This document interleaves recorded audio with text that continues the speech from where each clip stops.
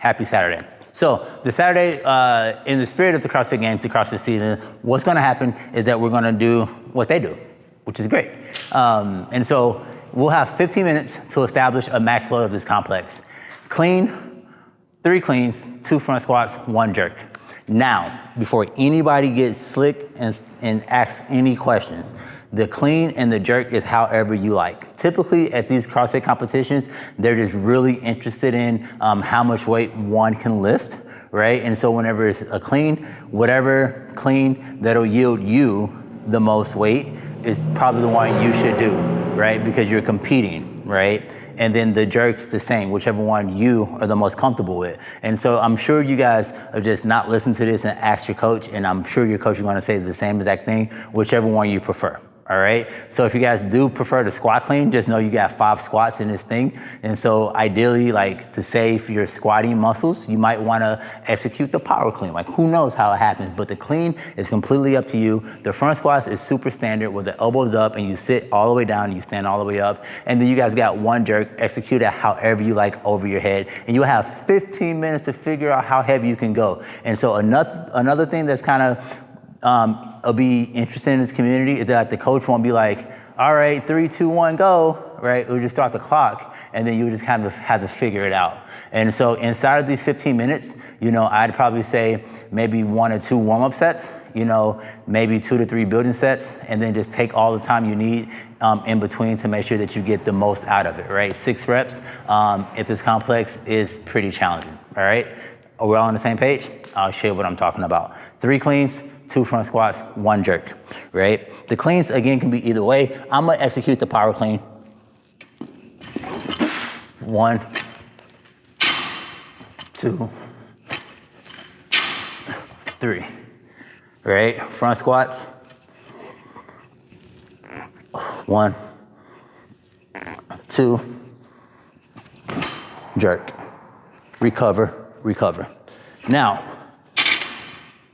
what you guys might have noticed is I did touch and go, right? Do that. Because if you do one and you step away from it, and then you do one, you just did 1, right? So these reps have to be together because it is part of a complex. It's part of a bigger organism, right? Also, I'll do it one more time. Notice like I'm a really stickler on transference about the grip, because a lot of people sometimes get really comfortable with like letting go of their cleans and then having their fingers here. And then for a complex like this, you might find trouble re-gripping or something like that. But if we work to have a full grip on the bar the entire time, 1, 2, 3, still a full grip. 1, 2, still a full grip.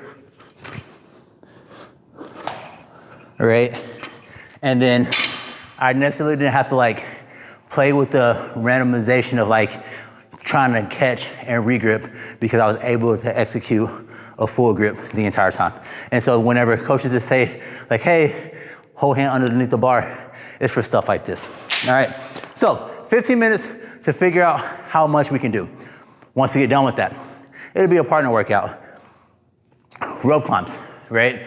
We'll have a set number, and all this work can be split up any way we want it to split up.